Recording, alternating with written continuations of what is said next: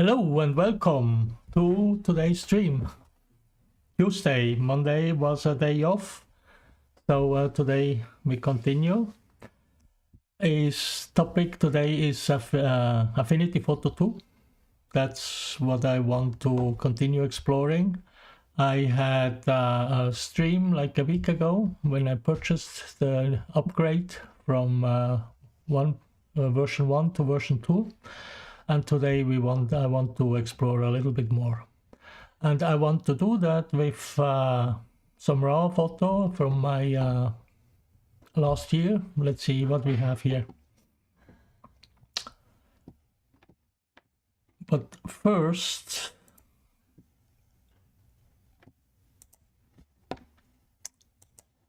let me switch here to the desktop. I have a page where I do describe my workflow roughly. So I did an update with my first Affinity Photo 2 approach, but I did some additional changes and I want to walk through this workflow to see if it's now okay with all the possibilities that offer Affinity Photo 2. I have it here already open, but let's first look for a photo that I would like to work with. This is from my trip to Saguenay St. Lawrence Marine Park last year, and I would like to find a new whale picture. Why would I do that? Let me show you here.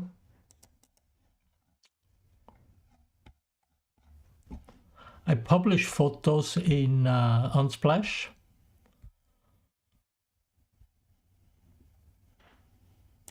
Get me here to the links.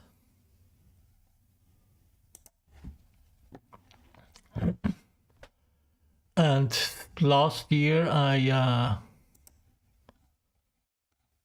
published this one here, which seems to be one of the most popular photos I published. So let's see if we find the second one. I already published here a few, like minke whales. These are two fin whales in pair, fin whales passing by. This is also a humpback whale shortly before he lifts the fluke. And here we have another fluke. All those are not so popular. This one is the popular one. It's a pity I did not fix the spots before uploading. You see there are many spots around. Here's one here. Would have done even better if I would have fixed the spots before doing that. So let's see if we find another one which is attractive.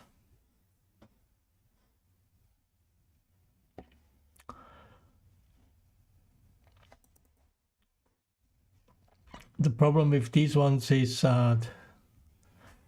there's no information here, it's burned out. So and then we have here the burned out from the sunshine. I did not set correctly the exposure. And something like this we have already. That's a huge minke whale. Let's see, get the zoom out here. You see here at the end, he has some marks in his dorsal fin. That's used to identify individuals, minke whales. This is a nice one, but not really extraordinarily, I think. What's about this one? This is a one without any marks, so this cannot be identified.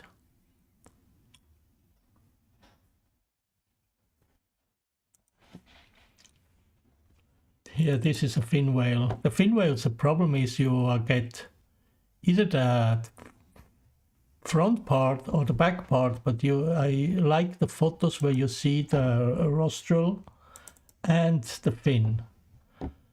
And they're really difficult. They were very close, so So here you see this is from the sequence.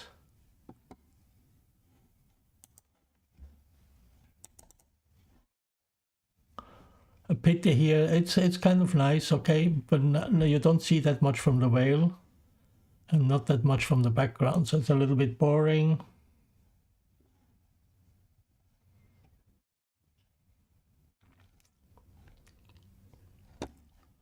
'21. Oh, 21, we didn't go to the sea. 22.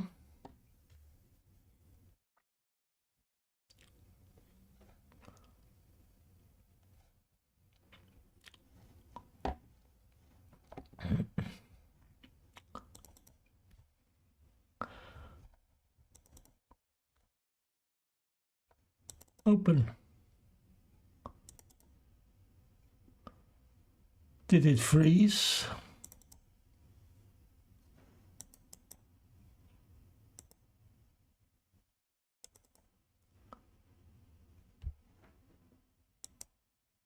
They don't open, huh?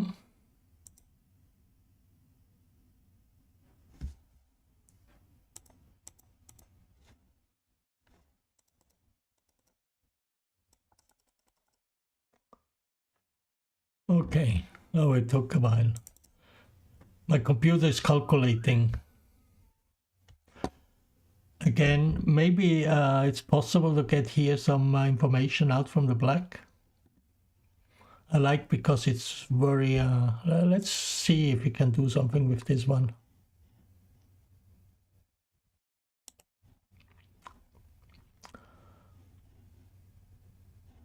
Reveal in Finder. Open with...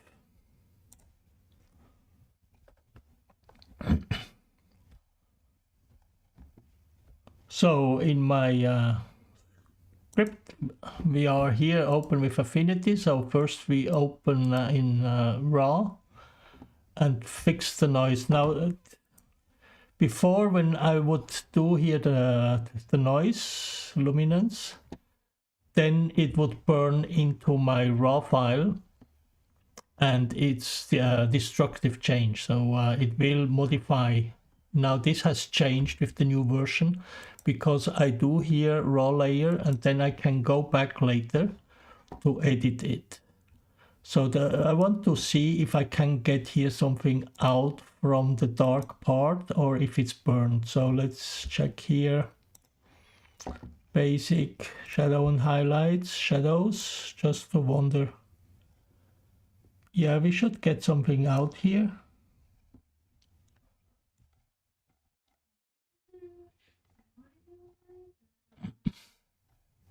He has some sort of a patch here, but it kind of doesn't look sharp. I'm right with that. So let's see.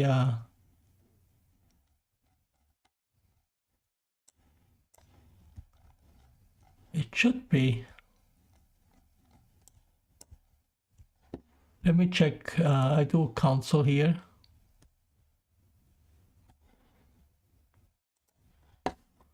Let me see if we get something better.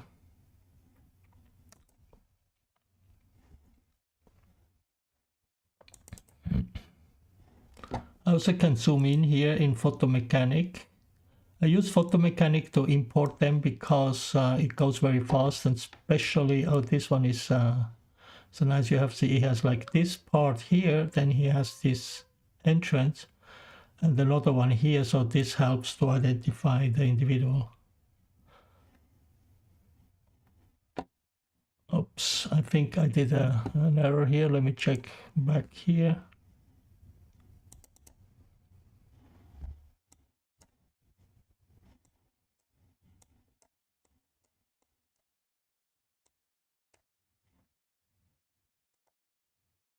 Yeah, looks good, no?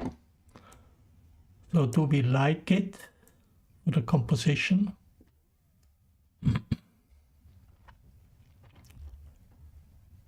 Let's try. It's not something for Unsplash, it's just for playing around with the workflow.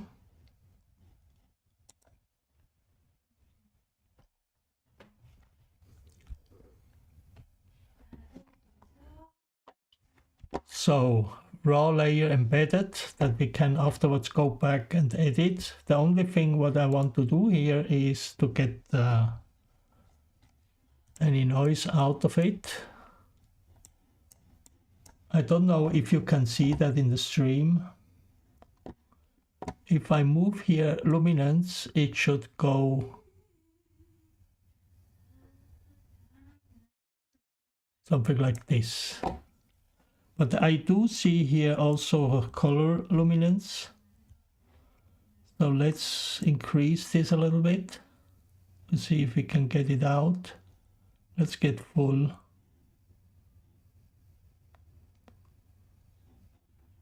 I don't see any change. So let's put here on 30%.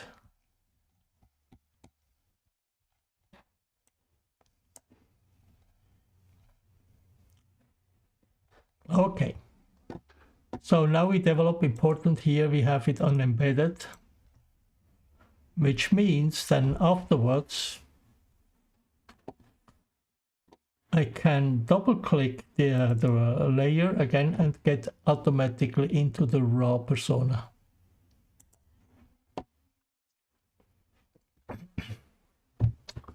So now let's look for spots. For spots, I can do that also in a non-destructive way. I'm used to do it in here. Having selected the pixel, the image, and when I would click here, like this spot here, a little bit bigger, then it would burn into my file here, which is fine for spots. It's not fine when you want to remove part of your photo. Let's say you have, I would have here like a bird and I want to have it removed. Then I shouldn't burn that in, so I can switch it on and off. But let's say if I do spot removal, I don't think it's really critical. Here we also have a spot here, you see. But I do it now on this one, so I have to make sure that here is the current layer and below. This one is a little bit smaller, something like this, and they are gone. Now, when I switch this off, it comes back. It has some problems. I realized that when I want to apply a live filter or mask to my image here, then it will not apply, but I can group them and then it should work again. So anyway, I want to remove this one here.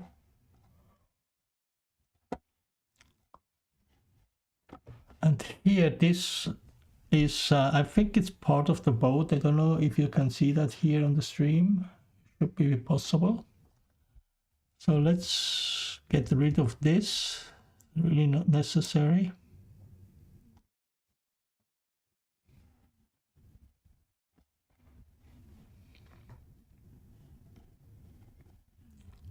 I have to move it up and down to identify spots because my screen is not so clean. So there are spots I see, you don't see because they are from here on the top we have one. So this is, after my opinion, this is a bug, and if anyone from Affinity Photo is watching this at some point, it should be fixed. Let's say if I'm on here using the in-painting brush tool. When I remove this spot here, for example, so let's make it smaller. Let's zoom in here. So I remove it, it's gone, but you see my mouse pointer changed, but I'm still in the same mode, and I can recover it by, for example, scrolling in, out. Here we have another spot, so let's go in here, remove it, and it's gone. My pointer is gone. But let's say I want to go here and click on it. Oh, this is a screen. This was one of my screen.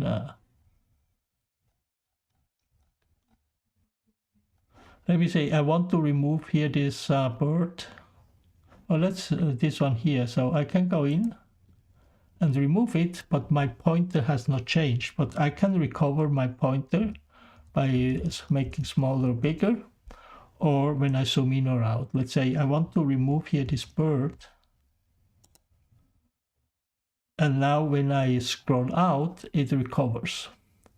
But at the moment when I click, here, this one we want to get rid of too.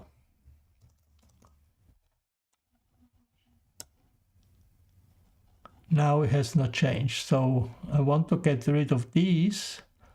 I have always to resize the circle or zoom in or out. But it should, in the first version, when you did when I did things like this, it kept the pointer for the tool and not changed to this arrow. For me, I think this is a bug that has to be fixed. Who knows where this comes from, but I want to have it gone. And here, this one too.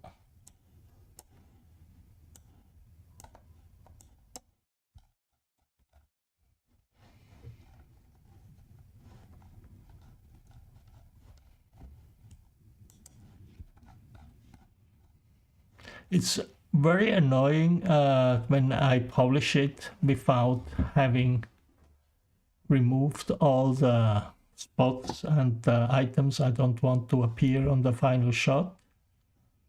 Like this one is like a big spot here. Here, this one too. And usually, let's say I push it too fast, so I don't take really time to look at every detail on the raw to remove every spot.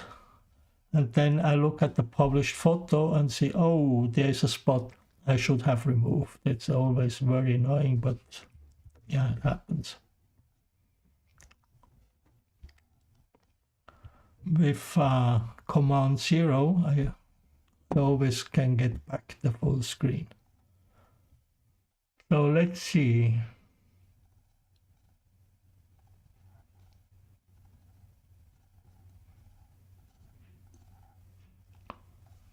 I think we are fine. I should have done the recrop. I want to do a crop here. So let's do that.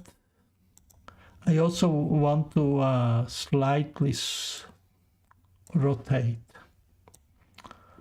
And the reason is because I think the horizon here is slowly falling down. So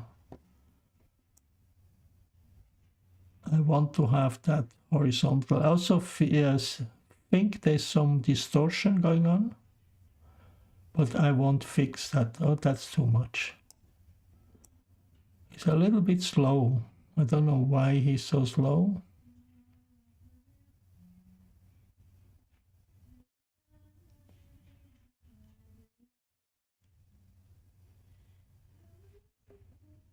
Okay. Now, how do I want to have, I like this pattern here. I want to have the shadows or these reflections in the screen. And I also want to have the horizon on the third. I mean, it's not a real interesting picture because the background is just very, it's kind of a little bit of boring photo. Because I can have it like this, or I can say, no, let's do something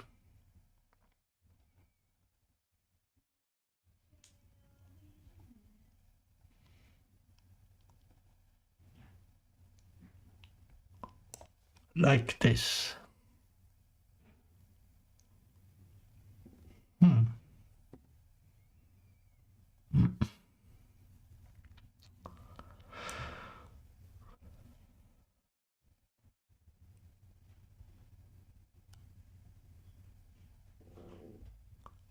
I do think it's best I place the animal, the minke whale, exactly in the middle. Something like this.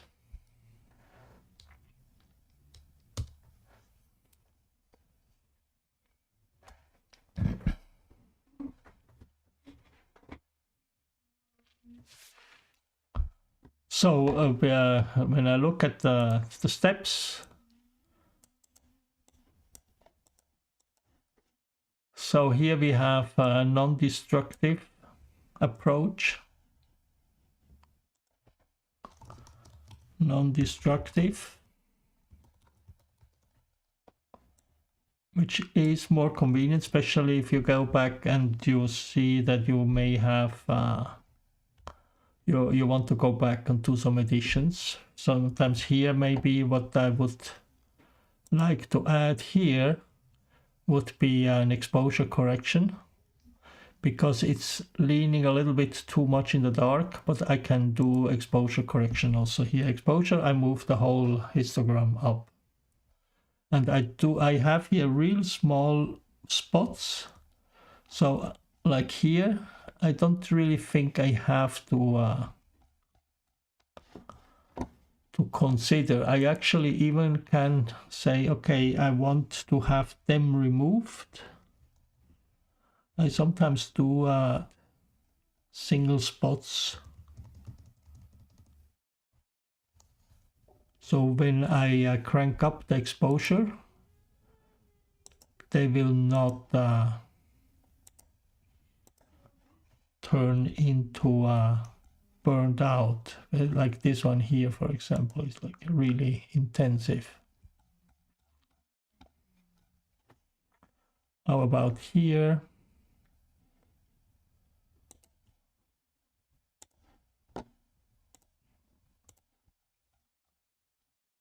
This one is also very confusing.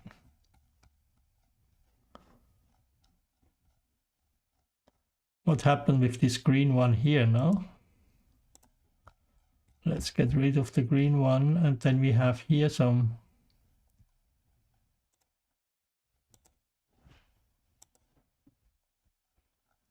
this one I have to make a little bit bigger.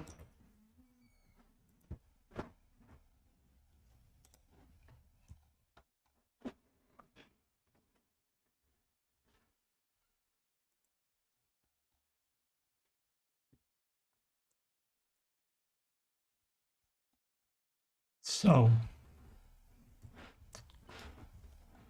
I have here a spot, so let's take care of this one here. I don't think this is a dust. I think there was something in the water, but far away, out of focus, and you don't really know.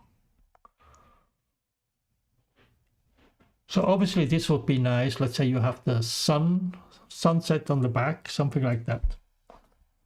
And someone who knows more about Affinity photo and photo composition could do that. It's not me. I'm not a trained designer. But you can imagine that here you do like a sky replacement, color adjustment, and you place a sunset here on this photo. Should work.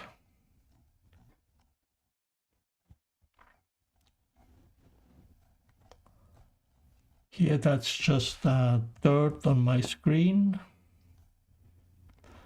I really have to be careful. I have to restrain myself with this spot cleaning, and because I always fall in the trap. You look back, oh, this looks good, let's continue, and then when I publish it, say, oh, I should have fixed this one before. And sometimes it's possible. Let's say if I publish in my website, for example, this one here,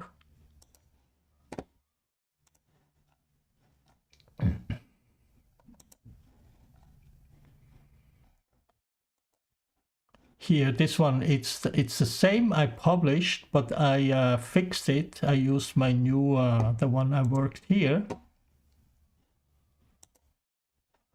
and replaced the existing one with this new version. So here I can fix it, but in Unsplash, once I start to get some hits and I cannot replace it, I can republish a new version and remove the old one, but that's it.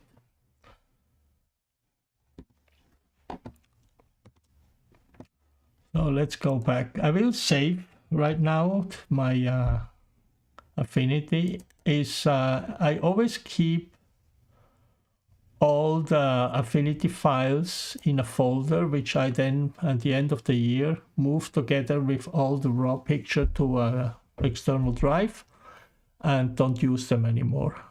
So this Affinity version is now saved. Let me see if I saved it actually in the right spot, because I think I saved it on the thumbnails. No, yeah. So it should be here.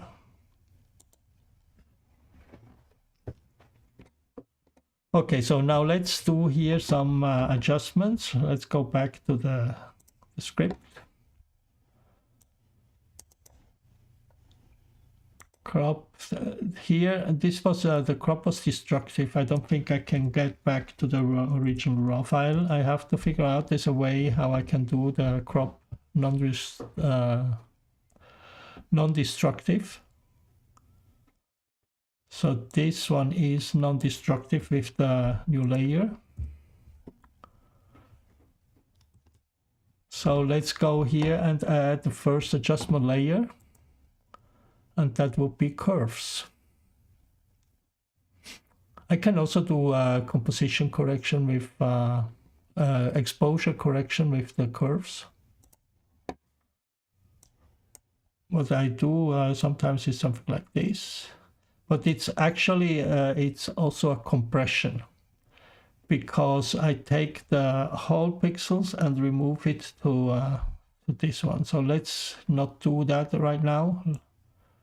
Let's try to add here on this level exposure correction. New adjustment. Because when I move this here to the right, it should place. I just make sure that I do not have any peaks here. Do you see? Yeah, you should see the histogram here, that I don't burn out highlights. Something like this.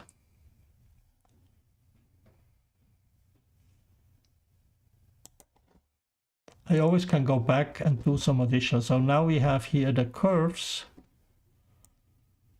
What happens when I do?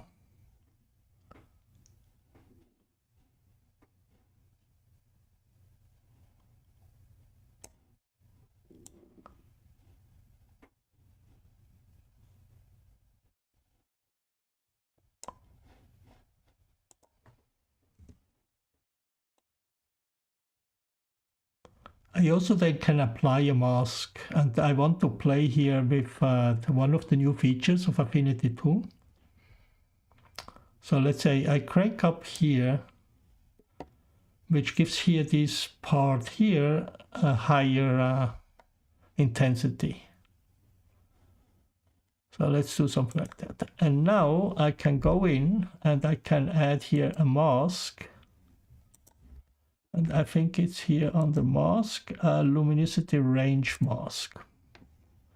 And I can say don't apply it to the light part. So my curve correction, you see, is actually just on the dark part here on the veil. And let's scroll in here. And we see here his patch he has. I don't really know what this is.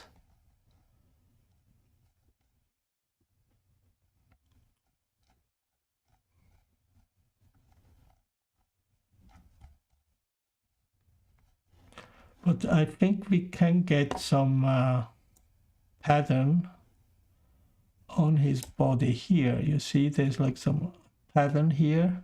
Because they are not completely gray. They have some pattern, some more and some less. in this pattern on the skin for fin whales is also a help for identifying individuals, but not for minke whales.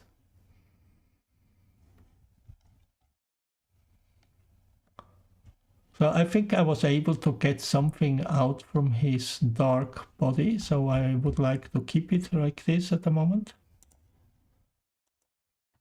Usually curves you use for contrast, but I have now a new way to do contrast. Let's go to that later. So what is that? We have here, I would not use a saturation layer. I can show what happens when I do that. Doesn't really help me to get anything because it's, let's say I want, in general, what do I have? I just have blues. I don't really have any other colors. You see the blue is, if I get it up here, it's mostly blue. It's the color we have here on this screen. So it's not that I can play around with the different coloring. What I can do is then move at the end the white balance. That will help me to get a little bit warmth into it, but without getting this bluish from the general view. So in this particular case, I would not use. I don't use this one. So let's go to the next. I'm not sure if this is the right moment. This is for sharpening. I put it here. Let's try the haze removal. Haze removal sometimes, I mean, has some interesting stuff happening. So there should be now a live mask, live filter. There should be a haze removal. No, it's not, so it's destructive. There's this destructive way for haze removal, and then there is a non-destructive where you get like kind of a controllable haze removal addition. But I will do here now the destructive. For that, what I do is I merge down the layers. I cannot do that here, so let's say layer, merge visible. Then I get a new one. I just want to see what happens if I would apply here a haze removal.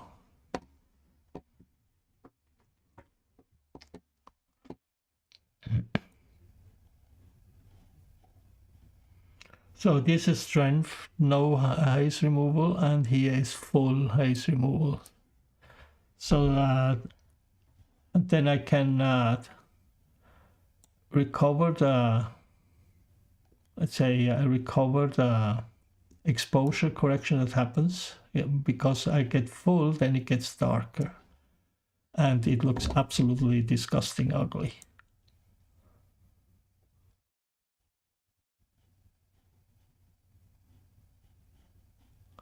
But what I do see now here are these spots, but these are on my screen. Let me check here. No, these are on the photo. So why are they there? Let me remove this because they are still there. So this is actually interesting because I can see now more spots. It's, I would say, horribly dirty, my lens this day. So let me get here to the screen. Let me go back to the removal, select the correct layer, and let's do some more spot removal. This one. This one. So you don't see it because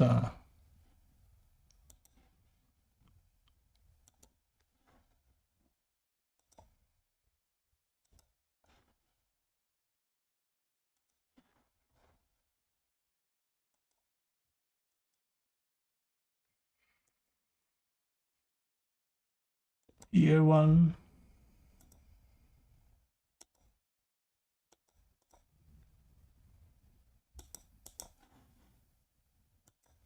Horrible.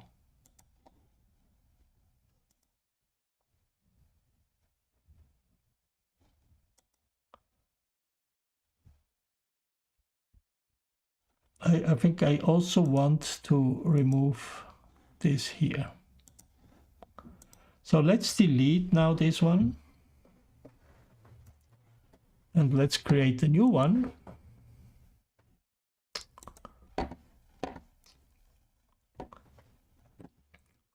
At the end, I will not apply haze removal because I just want to have the haze here as it is.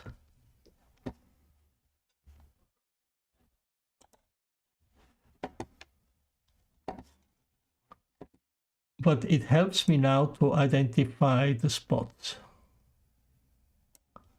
the remaining spots.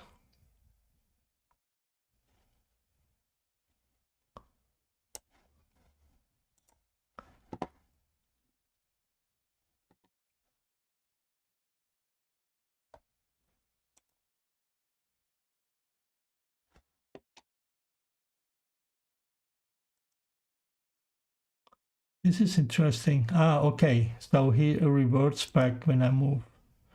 So I have to get here and apply. So now I can continue with spot removal. Photo support people, do you notice that it doesn't revert back my pointer?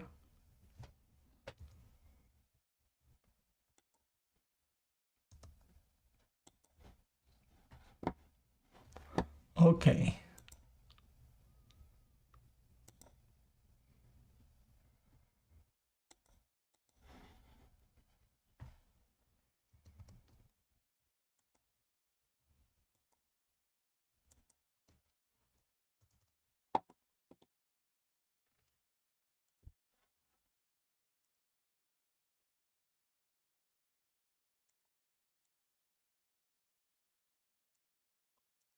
Is there a way how I can better see? Because this one is very good that I can see the problems with the...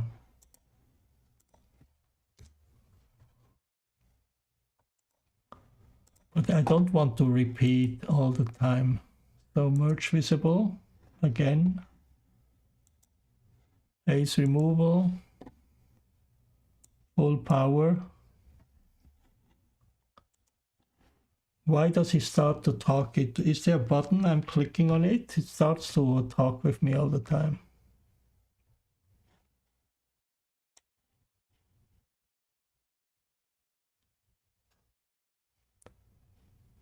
Okay, there are still some here. 1, 2, 3, and here 1. So let's then finish with these.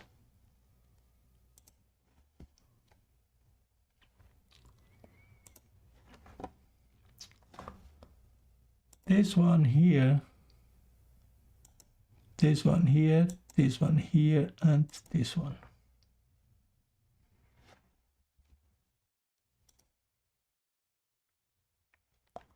Okay, so no haze removal here. When there are more colors in it, even if there's no landscape, foreground, background, sometimes you get an even improvement of saturation by applying a haze removal. Okay, so next step. Let's do the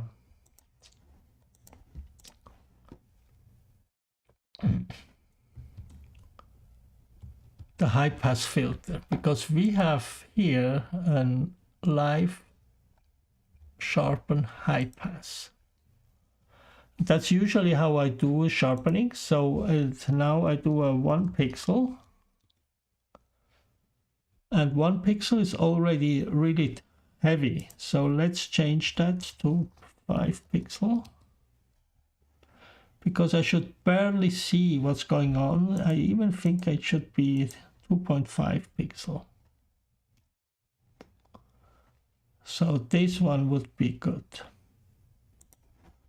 And then I change it here to these different options between overlay, soft. But it barely changes something. but you will see in a minute what's happening. So let's put here soft light. I still can change. I will do now a second one. So here we have HP 0.25. So now let's double it and add a new one with the double value. So we go here, layer, new, light filter, sharpen high pass, and now let's put here 0.5 pixel. And blend mode, let's also use soft light. Let's add a new one.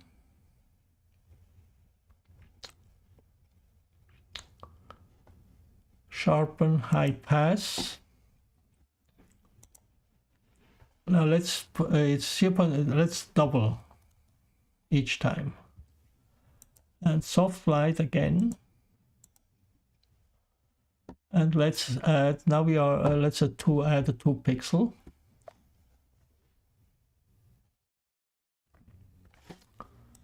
Layer, new, light filter, sharpen, high pass. So let's add here 2 pixel. And I think in this case, I even should add one more overlay. So now you can see what happens. You can switch on and off.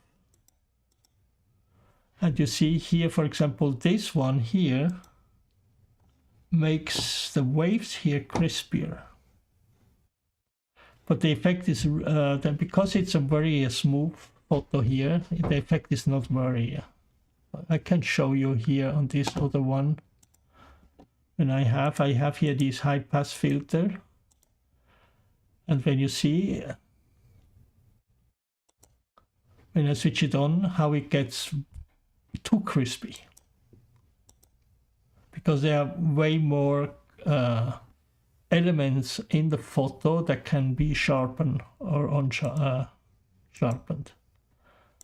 Here I have a 2 pixel and 4 pixels. So let's add these and the other one too. We are now at... What is this? This is a 2 pixel, so let's write that down.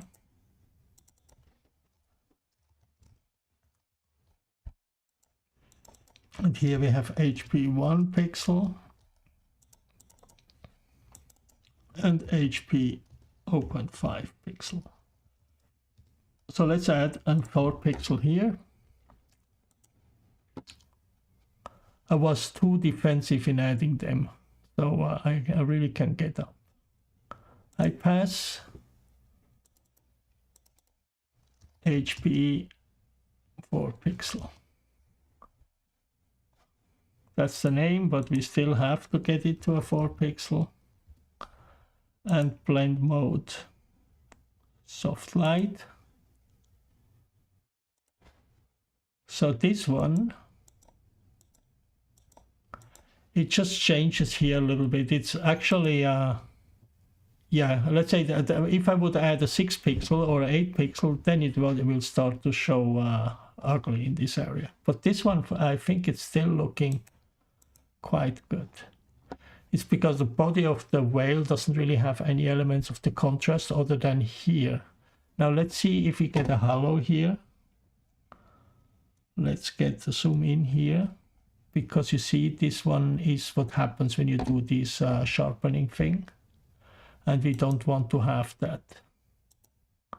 So this one is the most that can go.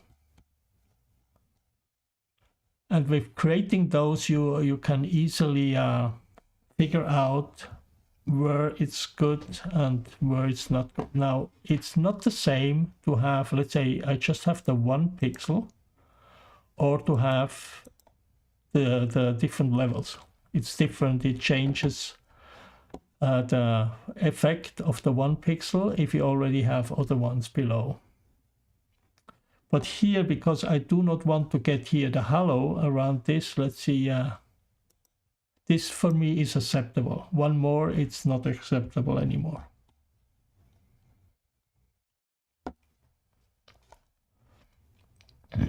Let's get here in the middle of the screen. So this is fine. let's continue. So this is actually what we do here is sharpening. Now, why would we want to add a median blur? Let's add a median blur. This is layer, new adjustment filter. No, live filter, blur, median blur. And let's see if I push or pull it up. So this would be 100 pixel. You even can make bigger. But let's get, what I want to do is, this is kind of fixing color issues. If you have like little 1 pixel spots of white or wrong color, so if you do a blur, you wash them out. That's why you would use this. Let's say here, let's add here a 2 pixel. When you do the contrast, you may introduce spots, and then with the median blur over the sharpening, you can get them out. But here, you really just can use a very, very thin one to get 1 pixel issues out of the photo. So 1 pixel is maximum you should use, or I use, let's say. You can do whatever you want to do. I use 1 pixel. So far, so good. It's kind of looking at what I'm aiming for. Now there is this next step, which should give some glow into it, the Gaussian blur, which you apply. Let's see what happens if I do that. I will not use it here because the glow gives like more emotion, more life into a photo. But here I actually want to have just a very, very quiet, smooth whale that you feel like the movement, but I don't want to have a glow. But let's just, for the fun, add a blur, Gaussian blur.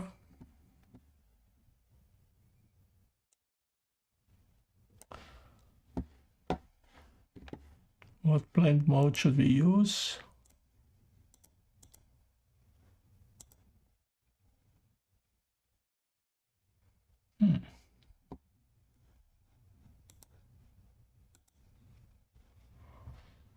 Let's play around with the, oh, that's the wrong button. Let's play around with the blend mode. So first, you don't apply it, you just make it really low.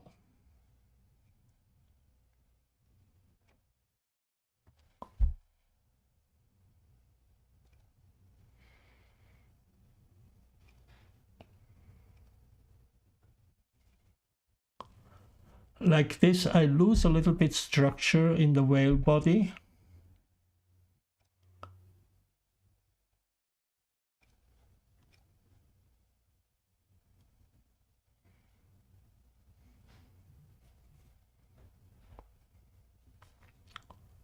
And actually, let's say I would correct it afterwards with a mask, but I think the body looks actually quite good here,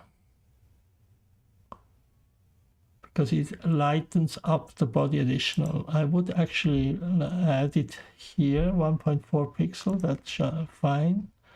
But here now I would add a mask, the luminity range mask, and I would remove it from the right side of the picture. Maybe the same I did before. Something like this. Because I think I see even better here the pattern here. So looks for me like good job done. Now it should give some glows at the, let's zoom in here.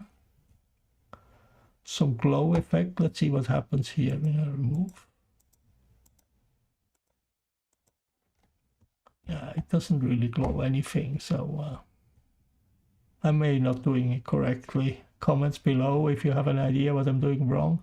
But it should kind of, the part which is in high contrast should get some glows. Let's see here.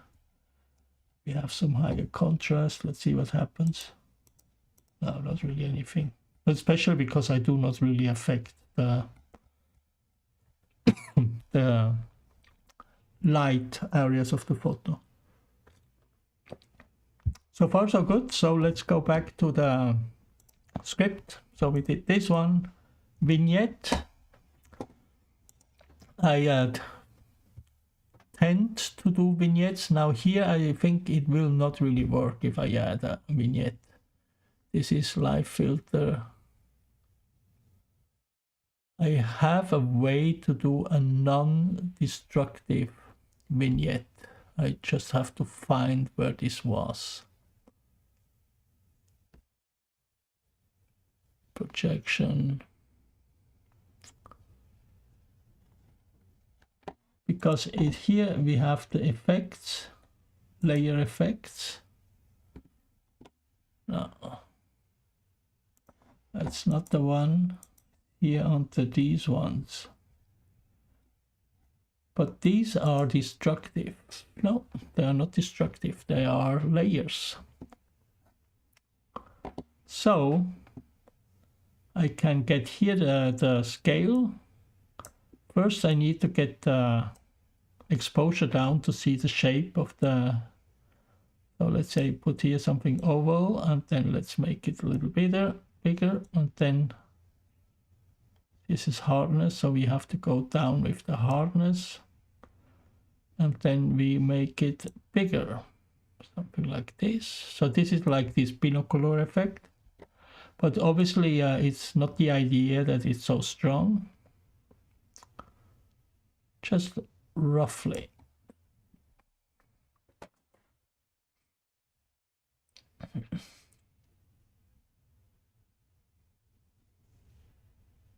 Which allows to get the subject a little bit out, because you wish wash the contour. It's I actually like it here. Now it's really diffuse, so I keep it.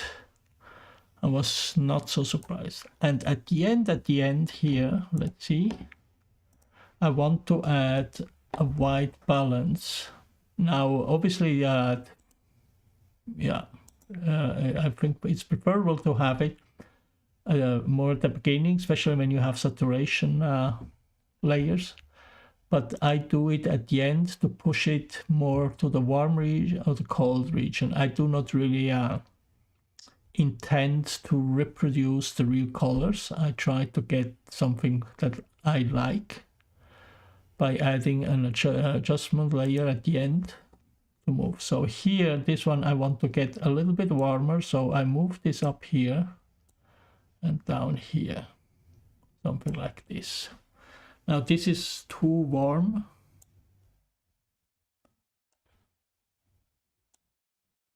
It almost gets to a black and white photo, but that's what you imagine. This was a morning. It was dust, foggy. The sun doesn't really get through, so that's what that's how you see the whale there. Let's save. Do we have time for another one? Let's see. I will now. I may publish it. Let's see, what do I have published here on Unsplash? Do I have a similar one? Minke whale? No. I have this one, which is absolutely unpopular. This one just for completeness, because I saw beluga there, I saw humpback, I saw fin whales, I saw minke whales. So I put this one. I have no good shots of belugas. I put this one because it's the only one where you see a tail. They also lift the tail when they are diving. Sometimes, not all the time. I do think it's an addition. It's not really something I already have. And I kind of like this time. It would be nice to have here some green on the back, but I try not to do composition. But let's do a final noise check. Looks good to me. I may have the impression that there is some, how do you call, some, let me see if I can get here rid of these little spots here. 1, 2, 3. This is on my screen, but this one not.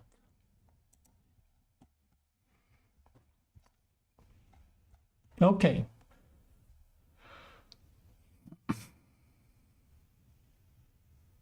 That's it. Big print on your wall. What do you think about it? And for someone who's very creative and very professional on Affinity, could replace the sky with a sunset, would work perfectly well here. That's it. Let's save, let's export. So let's first go back here so we are apply vignette. I usually do, and I do more and more lately, so I just like color. It also helps me sometimes if there's too bright background, darken it while not darkening the primary object in the middle. So let me know what you think about this final presentation of this Milky Way in the Saguenay and Lawrence River, and what you would change, what you would modify to get more out of this picture, this photo. And I would appreciate, let's discuss how we can work the workflow for photo edition for the near future. Export, the screens have a little bit changed. So you have like here this preview, but not really significant difference. That's where I want to add a comment is I do not consider that Affinity Photo 2 is a real significant upgrade, which leads me to this ungood feeling that it's kind of a little bit a marketing stunt.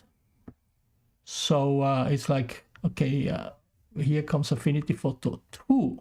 It's like double as good as 1. They have many new features, but there are not many new features. Now, I want to correct 2 things. One is I definitively don't use all the features of Affinity Photo 2 on a regular basis or even irregular basis.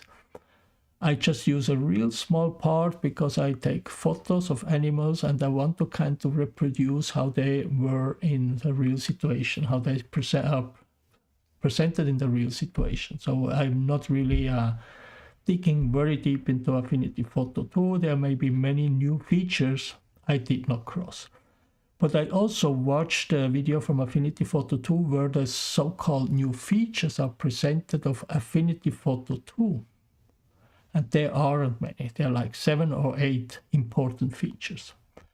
There is a UI update, significant. So the different buttons, different icons, better layer navigation, which is very helpful to speed up workflows, etc. But I do not consider it as a significant update.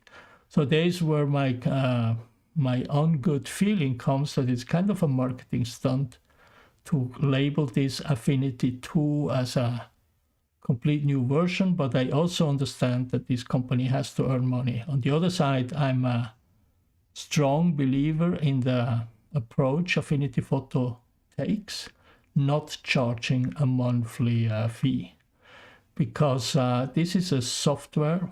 It's like software you buy and then you use. It's not like a cloud service hosting where you have like these managed services on monthly basis.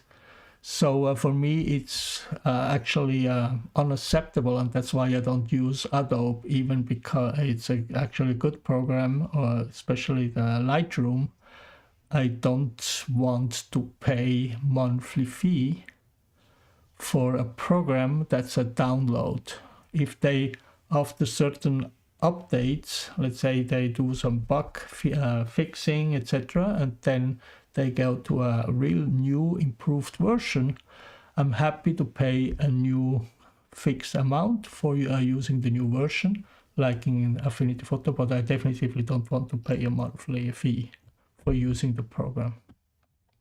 And in particular, because Adobe has this strategy to lock you in for a year, sorry,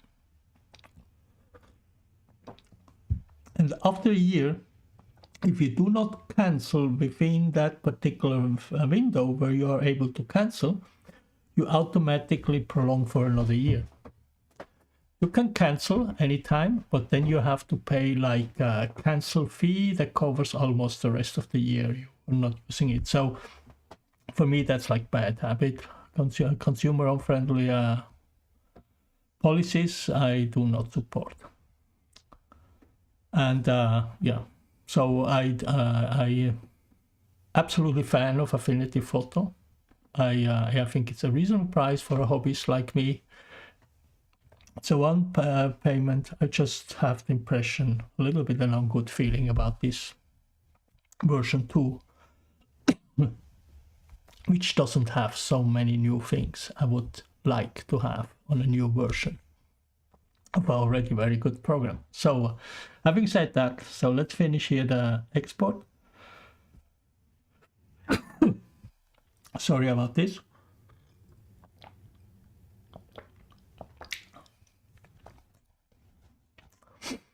Full quality, it generates me a 4.83 megabyte file, which is a little bit small for Unsplash, but I will push this one to Unsplash. So and all my image go into one folder for a year.